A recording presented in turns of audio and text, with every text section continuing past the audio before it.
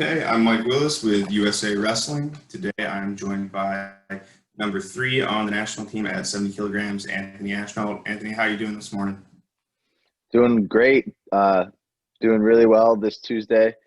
This Tuesday morning, man. Slept great. Feeling good today. Yeah.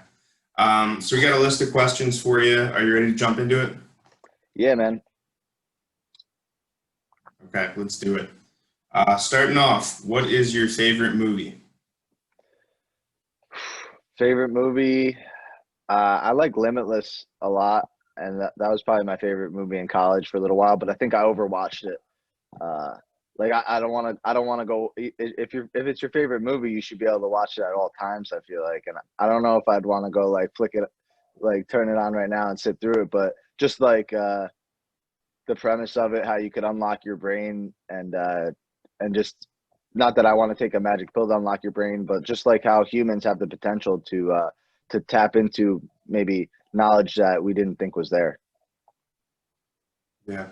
Well, what's the stat? We only use like 10% of our brain consciously or something like that, something crazy. Yeah, it's like 10%, and that other 90%, a lot of it's inactive, they're saying in that movie. So it's like it's making you think like there is a lot of moments in your life where you have those like moments where you like feel like you have so much more potential than other moments where you could only use 10% and you just feel slow, or maybe you could only use 2% of your brain sometimes. And it's funny how wrestling especially could be just as psychological as it could be physical. So for me, at the higher level athlete now, in the sport, those are some of the things you really try to learn about, and you try to get better at more so than maybe physically, because you need to find ways to catch your competitors in other ways.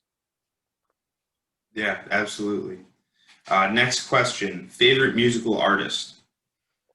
I don't really have one. I've listened to everything up and down, oldies, 70s, 80s, 90s, classic, today, pop hits, R&B. I listen to everything. So it's hard to say I have a favorite. Favorite song this week, or Radio Killed the Radio Star. The old song is like Video radio. killed the radio Video star. killed. Sorry, Video Killed. Video Killed. All Yeah, good. that's definitely my song of the week. I'd say if there's a song. That's classic. That's a throwback. Yeah, I'd say you guys got to go listen to the intro real quick, like little 45-minute intro, straight fire, get you right in the mood that you want to start your day off. Yeah. um, so favorite food, and maybe favorite food when you can eat whatever you want, and then favorite food kind of when you're watching what you eat a little bit. Yeah, I like Italian food a lot, so probably like veal parm, penne alla vodka, uh, pappardelle bolognese. Pappardelle is like a type of noodle. Any kind of homemade pasta with a nice sauce, I'm game for after like a big competition. Um, but I don't really have that much of it anymore, just because dealing with different injuries, just dealing with getting a little older in the sport. Try to just have a super clean diet, and Italian food isn't super clean most of the time, but I still sneak it in there when I can, especially around my family. My family's heavily Italian, so they have great cooks. A lot of the females are really good cooks, and I always love having mom's home cooked meals, or any one of my aunts. Today's actually my aunt Sabrina's birthday, so happy birthday to my aunt Sabrina. Shout out to Aunt Sabrina. Uh, but sauce, not gravy. Yeah, my family calls it sauce, not gravy, but I don't know. It's gravy as well. I would like. There's my grandma would call it gravy. She passed, but she would call it gravy. Most of my family calls it sauce, but some Italian households, I feel like it's like a staple. You pick one, you pick gravy, you pick sauce, and like if you say the other word, it's like saying a curse word in the house. But in my family, it's one for one. Yeah. I'm Irish, so I have like no claim to any of that. But my wife's family is Italian, and with them, sauce is like straight from the can. Like if you open up a can of ragu, that's sauce. But if you like spend all day slaving over the stove, that's gravy. So I made them sauce my first time over there, and got a couple of turns. Yeah, it's like you said a Interesting. curse word or something. Like, who is this guy? Yeah. Yeah, they knew I wasn't Italian right then and there. That's funny. But so growing up, did you play other sports besides wrestling? Yeah, I played baseball all the way up till sophomore year of high school, and I played Pop Warner football as well till seventh grade. I took maybe like a year or two off in between the Pop Warner football because I definitely did love wrestling and that was my sport. And I always begged my parents to take me to like different travel tournaments outside of the regular rec season, the PAL season. And I played baseball though all the way through. Played freshman ball on the high school team, and I even played freshman summer ball. And that was about the time I started wrestling at Fargo and cadet duels and junior duels, which are USA wrestling events for freestyle. And I wanted to really just focus on wrestling and focus on getting a Division I scholarship and getting my name out there more. I was already a one-time state champ in high school for wrestling, and I just saw myself being able to accomplish all the goals that I had for myself in that sport. And not that I didn't want to play baseball anymore. It was more prioritizing. And instead of just dropping another sport completely, I picked up golf, which was a sport that I was kind of really close with the coach because he was close with the wrestling program. And not that I didn't have to go, but like instead of going to 6 days of practice a week, maybe I went to 3 or 4, and I got to go wrestle at practice out of season, maybe 2 days a week. So sophomore to senior year of high school, I golfed, but it definitely was more leisurely and not as competitive as I was in baseball. And then I just wrestled throughout. Once I got to college, just wrestled. There was some two-sport athletes at Rutgers. I don't know about other schools around the country, but I know there's always a handful. It would have been a super neat opportunity, but I'm only 5'7", naturally 155, 160 pounds. So it's like that being even the Division I baseball player, I'm very undersized. Or there's not many sports that I could probably do both with wrestling. Yeah, I'm trying to think. Maybe soccer, if you were like an outside midfielder or something, I'm like not. I maybe. mean, like I'm not that athletic. Like naturally athletic. I mean, soccer is a pretty athletic sport. I would think I've already had two knee operations. I don't think I'd be able to withstand what soccer demands. Yeah. What is your favorite sport to watch outside of wrestling? I'd say mixed martial arts, probably UFC in particular. Uh, but I enjoy watching all those like the big time fights. Recently Frankie Edgar fought this past Saturday, and just being from New Jersey and being from Rutgers, he was a coach at one point at Rutgers, and he's trained in our room many times, and comes and brings some of the fighters that are on the UFC that are wrestlers to train wrestling with the Rutgers wrestlers. So we've had a really cool experience with Frankie Edgar's team, and just being a part of just a fly on the wall, watching them on TV fight when it's time for them to go fight is a pretty neat experience. And I feel like, not that I had part of it, but just like you feel a little bit of a connection to it, even when it's other wrestlers that I never met, um, like Marty Usman or who other fighters. Henry Cejudo's retired, but all the fighters that like were champions in the UFC or Bellator, like it's cool to watch those guys. Aaron Pico, and I didn't get to meet all of them, but just being a wrestler, you're like, dang, like that's so cool. They get to go do their thing in this other sport. Personally, I don't really want to do it myself, but I like being a fan of it and definitely like watching and supporting the other wrestlers that go into it. Yeah, yeah, absolutely. Um, who is your favorite wrestler to watch, past or present? As a kid, I really liked watching John Smith, and then I really liked watching Kyle Sanderson. I really like watching now everyone. I like watching my competitors because I'm excited. Like recently, and probably the last year, I really like watching my competitors because I just see myself winning and at 65 kilograms. So I'm excited about it. Like I just want to see what they're doing and see some of their habits because I'm like, this is how I'm going to smash them, or this is how I'm going to beat them, and this is how I'm going to get an angle to a shot, or this is how I'm going to stuff their angle. And I don't think ever in my career I felt that way. I used to just like watching like John Smith, Cal Sanderson, Henry Cejudo in 2008, David Taylor in the last 10 years, Kyle Dakes, uh, Cox, Schneiders, even Quiz. He's more of my age, but even all those guys on our team now, Jordan Burroughs especially, and now like international guys that even are living in America, Frank Chamizo, um, even all the Russian guys, Sidakov. Sad July. I like watching pretty much everybody.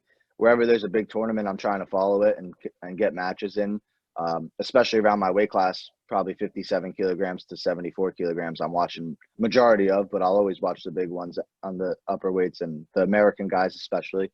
But yeah, I'd say I mostly have been watching 65 kilogram guys just because I'm excited to go scrap with them. Yeah. Do you ever think about how the guys that you kind of grew up with, like idolizing, like the Dakes and the Burrows, you're now a contemporary of, like, your national teammates with, with the guys that, could have been hanging on your wall as a kid, pretty much. For sure. I mean, like I went to my family's house like last week, and I'm going in the basement. And as a kid, I'm a big Penn State fan, and Troy Sutherland's the coach. He would send me for every Christmas. He would send me an autographed poster, and I'm looking at the one poster, and it's Frank Molinaro signed, and different guys that are still competing 1-2 years ago. Like potentially, I could have been competing against those guys. And it's funny, like I never really realized Frank's name was on there, but it's funny, those kind of guys, they're on my walls. I'm looking at their pictures of winning NCAAs, of winning world titles, and then 5 years later, you graduate college and you have that same opportunity, or even before you graduate college for some Americans and some other athletes, which is just surreal. And I take it with a grain of salt. Like I definitely expect to be here, but you just got to humble yourself sometimes as well. You could learn from anybody, whether they're on your playing field, below your playing field, or above your playing field. Like I could go to a clinic and be teaching 7-year-old, 8-year-old kids, and I could learn something from one of the habits that they may have in the sport of wrestling that I didn't see, and maybe I go use that in my senior level wrestling. Yeah. So you can be funny or you can be serious with this answer, but what is your biggest fear? My fear, probably like, I don't know, silly one. Like I'm definitely scared of when I can't touch the bottom of the ocean. Whenever I can't touch the bottom of the ocean, right when I get too far out where I can't touch the bottom, like sharks, everything's like now in play. I feel like can't see the bottom, sharks. So I don't know if it's sharks or it's just the can't touch the bottom of the ocean feeling. Or on the other hand, if I get in a body of water, like in New Jersey, a lot of the body of water is not probably not the cleanest. You get in the bay, you touch the bottom, it's like mud. It's like a muddy murk, and you're like, it's almost like quicksand, and it's like, ugh. So it's like those two things about water, just living close to the ocean, are what are two fears. I'd say in life, big fear of mine is probably just not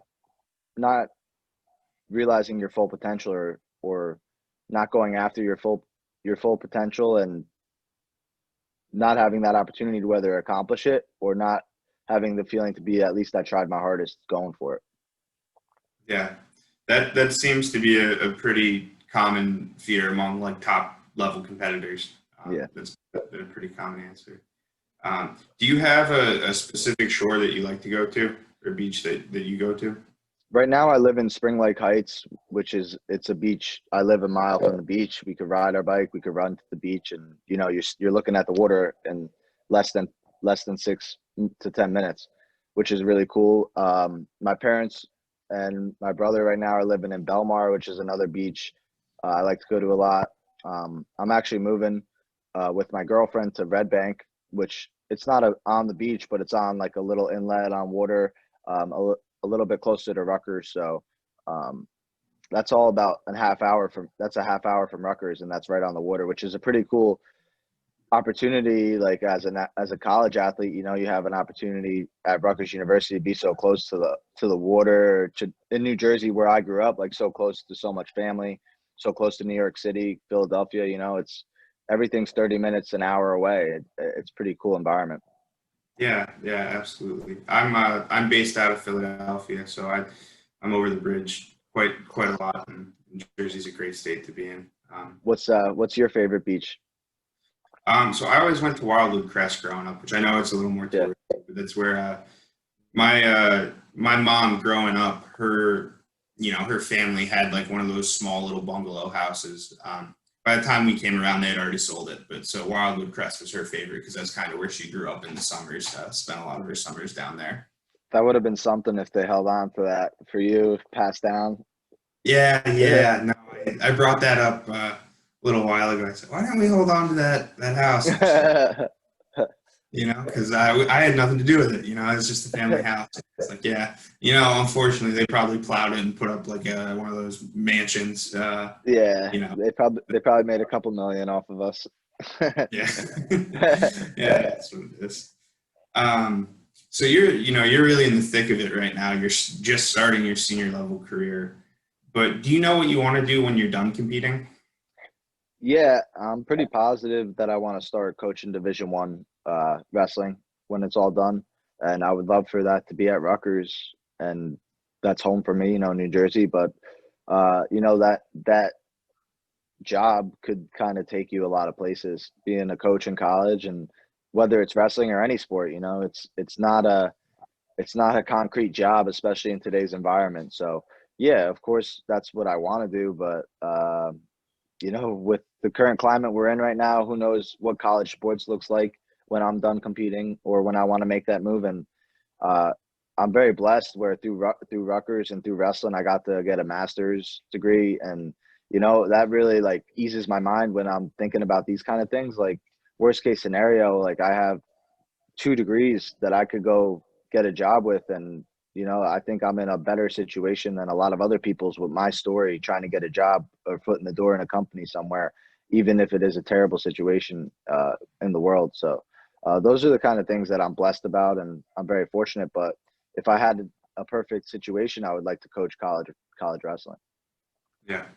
Well, regardless, putting NCAA champion on your resume is a pretty cool thing that I think is going to catch the attention of most people, most hirers out there. Thank you, man. Um, so you were slated to wrestle on a Flow Wrestling card last month, pulled out maybe like a week or two before due to injury. What exactly happened with that? Yeah, I was just training for the event, and obviously it wasn't the training that we're used to with COVID, and trying to follow all the regulations that were in place and making sure workout partners were following the same regulations. But that was the first part of it. I didn't really know where my body was at. I was not taking a break. I was still cross training and doing things I could have done at home, but I wasn't wrestling every day. And then when the match got announced, you start putting the little training camp together, kind of like mixed martial arts does.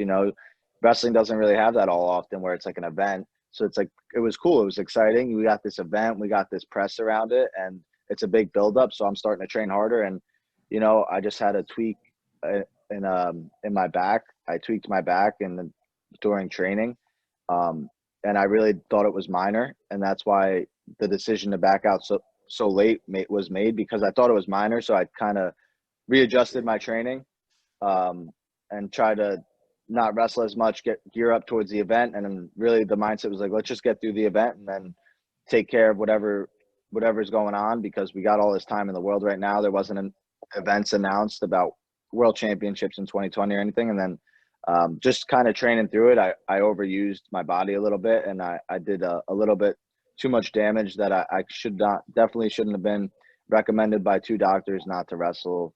Like in my mind, I thought I was going to be all right, and I know I could deal with pain, but for an event that has no magnitude towards being a world champion, it was just to go against 2 doctors saying probably not the best decision and you need some time off right now. Just wasn't the best move. So I just decided. It was a really hard decision for me, honestly, even though you got doctors telling you no. When you're a high level athlete at like, for me, 25, wrestling doesn't last forever, and these events don't come around often. I was still in the mindset where it was like, what do these doctors know? Like one event, 7 minutes, I'm sure I'll be fine.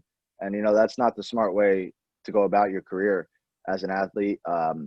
What is my goal? My goal is to be a world and Olympic champ, and to sacrifice that for a good paycheck and a good event, and a really, not just a paycheck, like the publicity of the event, the brand, the growth of my brand from the event that would have incurred, being on a card with Frank Chamizo, Dake, and Taylor, and all those guys. It would have been awesome. That was the other part of it. But to interrupt what my main goals are and my long-term goals are. It just wasn't worth it. Yeah. Well, it seems like you're a guy that, has a little trouble, sitting on the sidelines and would much rather be competing. The past couple of years, you've had a rough go with injuries.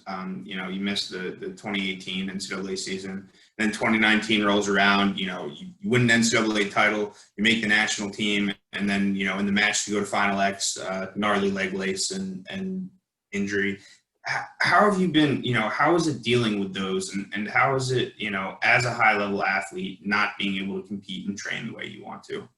It sucks. It absolutely sucks. Like, I want to train and wrestle in all these events. Like, I had to turn down 3 events, I think, in COVID because of this current situation. And it hurts me. Like, it definitely, like, if high level athletes are supposed to be these really strong mental athletes, like, these are the situations we probably need help with the most. Like, I just really know, like, I need to talk through these kind of situations more than just gearing up for an event, because these are the kind of things that, like, you can't do anything about. You can't just put your head down and go to work and hit the gym and hit the bike or hit the road and get miles in on your feet, because you're incapable of doing those things maybe right now.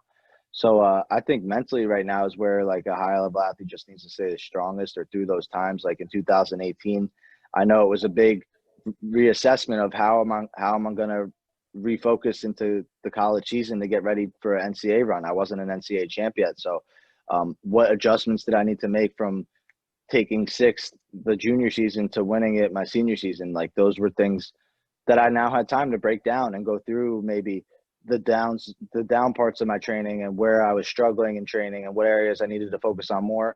And also a time to be like, where are you good at? Where are you really good at? Where can you even get better at? Where can you be unstoppable?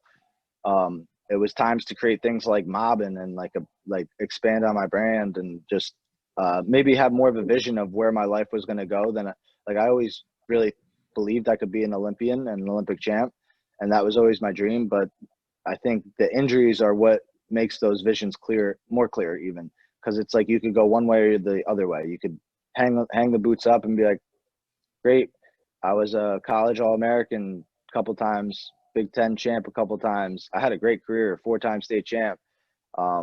This was great, man. I really did good. Or you want to be legendary, or like, if you go listen to John Smith's interview with Wrestling Changed My Life, actually, I listened to it yesterday. My coach recommended it, and he hits the nail on the head with this philosophy. Just like, he's talking about guys, once they become a couple times All-American, and they think they're going to be a national champ, they could either go one or two ways, whether they're going to just be satisfied being All-American, or are you going to really keep attacking that path that you've been on to be a national champ and just put the head down and keep working. And the injuries made me realize, like, you know what, like, this isn't going to last forever, but I'm willing to make it last as long as it will last. And I'm going to do everything I possibly can to make my body as injury proof as it can be, but obviously not working well. But like, just those are the kind of thoughts you start having. How can I make everything better? How can I have a better diet? How can I have better training? How can I have a safer way to lift and not get injured? And how can I keep getting stronger but not put my body at risk when I wrestle?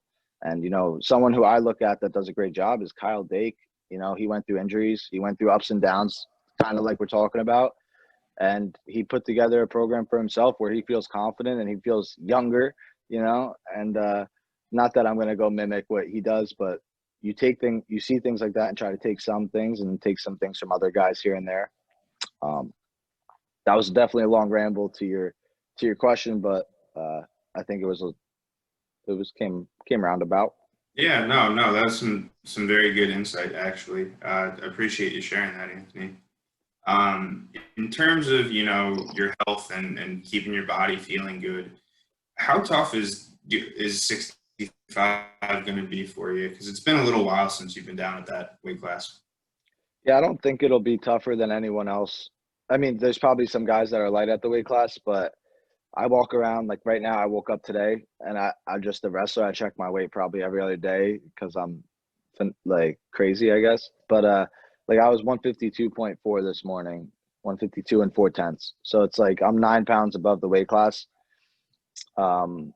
Yeah, like I don't know if there's many guys waking up that close to weight right now. And I'm not even working out every day. Just I'm just living a lot cleaner of a diet than, even though I've always had a very good diet, just like I've been even more conscious than ever. Just because, not that I'm old in the career compared to some guys, but I just like want to make sure that these last years of my career are very meaningful. Yeah. So when you're at 70 kilograms, you're basically at walking around weight, pretty much. Nah, like I'll blow up. I'll blow up for that. Like I won't be. I think it helps me to be 65 kilograms. Like my coach asked me, "Do you want to go 70 at the World Championships this year? If you're healthy enough to wrestle?" I was like, "No, I'm the 65 kilogram Olympic champ. Like that's my weight." And that's how I look at it. Like this isn't one. Like for me, it's not a one tournament fix. The Olympic weight's 65 kilograms right now, and there's not a 70. So like I made sure I change, like, not that I changed my body, but I was probably walking around like 158, 157, like to 160. And I just like slowly ate cleaner and cleaner. Um, like I guess when I was walking out that weight, I was living a typical Jersey lifestyle, eating chicken cutlets, mozzarella, and broccoli rabe, and balsamic vinegar and olive oil, and roasted peppers on a sandwich for lunch, and pizza for dinner. You're Pork making me hungry, man. and pork leg and cheese for breakfast. And honestly, like looking back, I was like, just looking back, I was definitely eating a lot of like pork leg and cheese on a bagel for breakfast. Like, not that it's bad because I was working out hard, but I wasn't conscious. Like now, if my breakfast is like overnight oats or like eggs, avocados, and bacon, and like a piece of toast. It definitely has changed, even though it's a small ways. Um, the changes have been made. Do you think you want to stay at 65 following this cycle, or do you see yourself going back up to 70? Like right now, if like I love the lifestyle I'm living, and I feel better, even though my body's healing right now. Like energy wise, I feel really good. Um, like I couldn't see it right now, but like say I get back up to 160, I'm not a huge weight cutter. I like to stay lean. I like to like be 8 pounds above my weight class training at. So uh, if it was like if it was 155 walking around, I'm still gonna go 65 kilograms. But if I could get back to where I was in like that senior year of college, wrestling 149, I was like 160 ish. Then maybe I would go back up. And there's also a lot of great competitors at 65 kilograms though around the world. Just in America, and around the world. It's like when Chamizo says to Dake, 79 kilograms, that's a fake weight. Like, you want to win the Olympic weight classes, and you want to be known as a legend in this. Like, you don't want to be a half world champ. You want to be the world champ. You want to be the Olympic champ. So that's like kind of where I'm at with it. I want to be 65 kilogram Olympic champion. Yeah.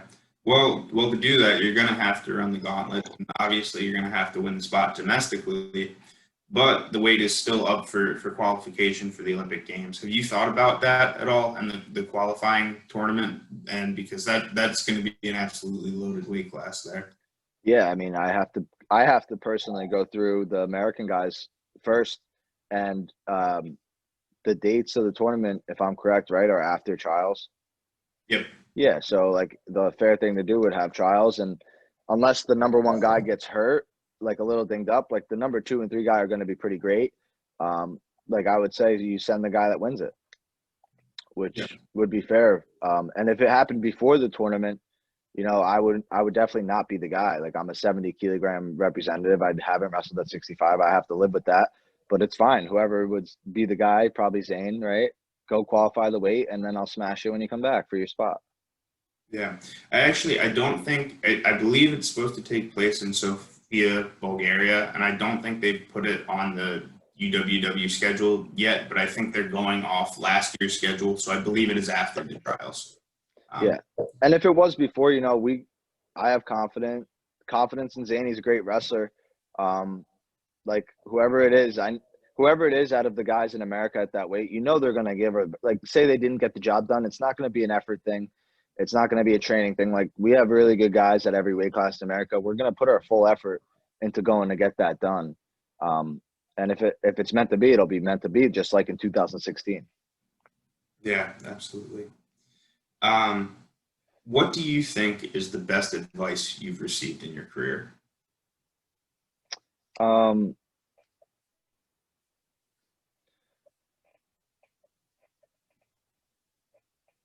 uh, Or a piece of advice that like stands out to you that you yeah, remember? yeah. There's one thing that's standing out to me a lot, but I just, it's like the thing I just standing out to me right now is the higher level I got. Just a couple coaches would say to me like, "There's times you got to be selfish," um, and for me, like my personal like feelings towards that. Like I always am a person that likes to give back, whether it's to my community or my family, just my time, my girlfriend, uh, whatever it may be. I like to give myself my energy, my time, and to be a high level athlete and competitor, you need to be selfish at times. You need to take time to develop your own self away from everybody else, or you need to be selfish in the fact that you can't do what other people want, and you need to do what's right for you in the time being. And you're gonna have to make sacrifices, whether it's high school, middle school, college, after college. You're gonna have to miss a couple things, and that's all a little bit of being selfish. And it always stings me to say that because like I hate being selfish, but for a high level athlete, it's important to have a good balance of being a little bit of selfish. Yeah. Flip side of that question, what advice would you give someone just kind of starting out in their wrestling career? Just keep staying with it. Like don't give up because it's not working. Whether it's taking that first double leg shot and you're going to give up on taking a double leg because the penetration shot's too difficult to go knee over toe and have balance without putting your hands on the mat. Just everything you do at wrestling, just stay with it and you'll improve. And if you're not good at it, just keep practicing. The best thing about it, you could practice by yourself.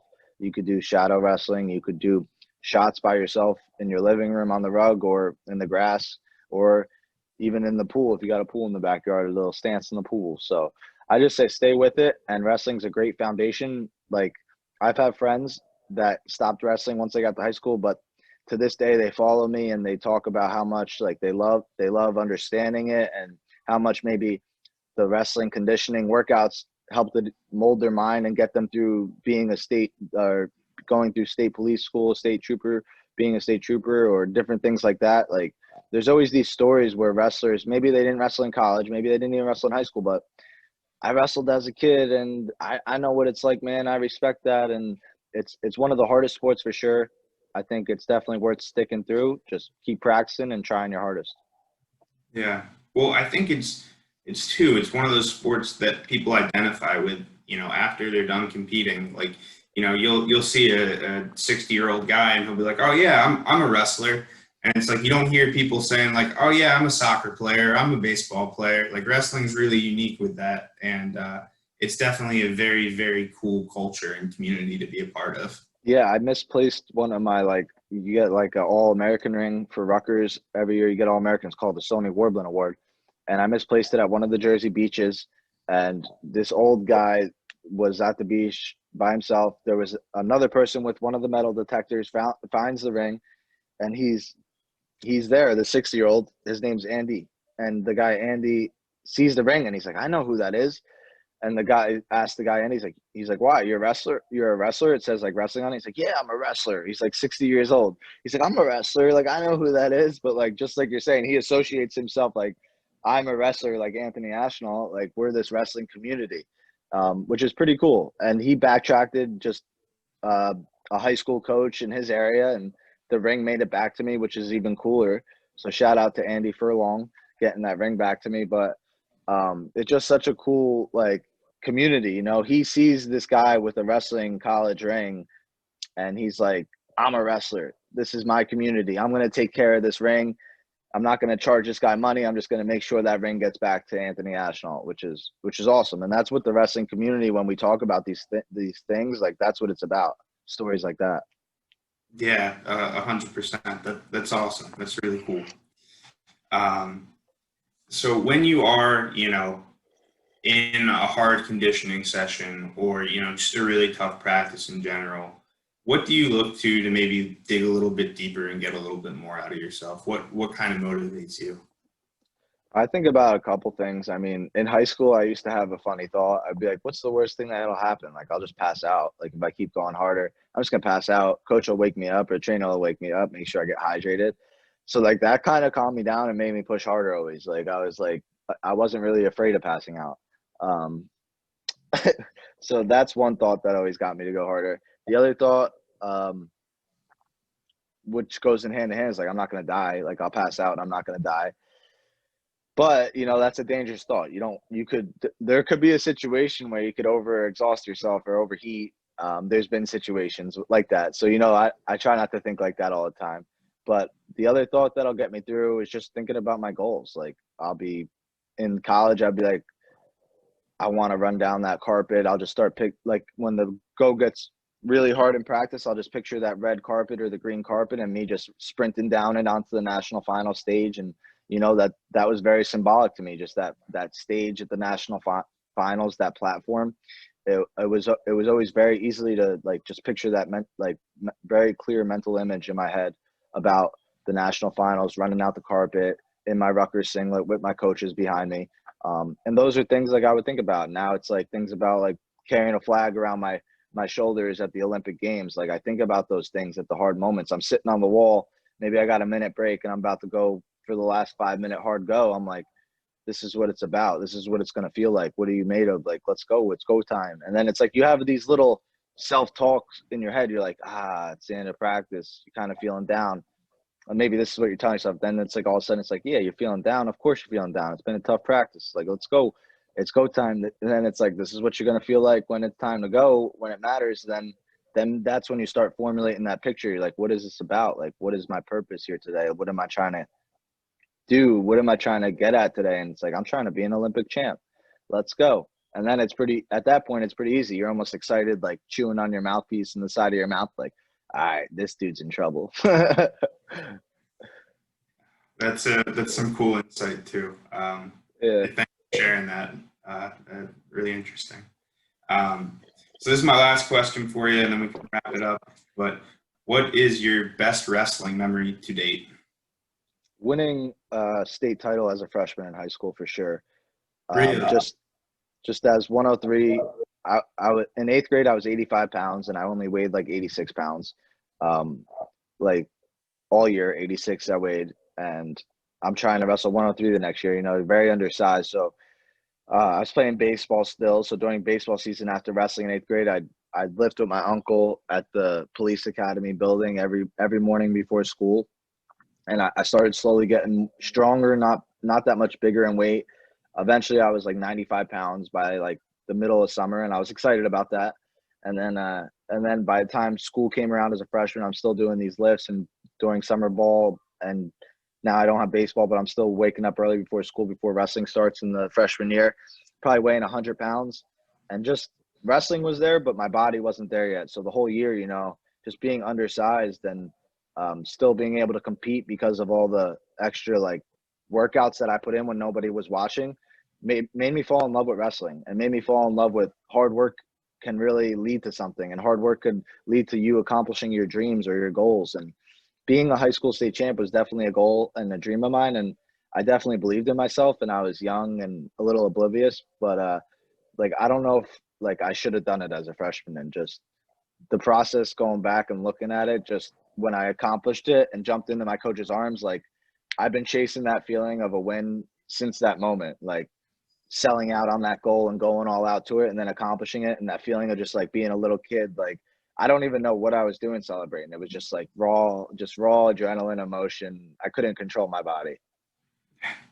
Yeah. Well, Mm. I gotta ask, how does the NCAA title stack up to it?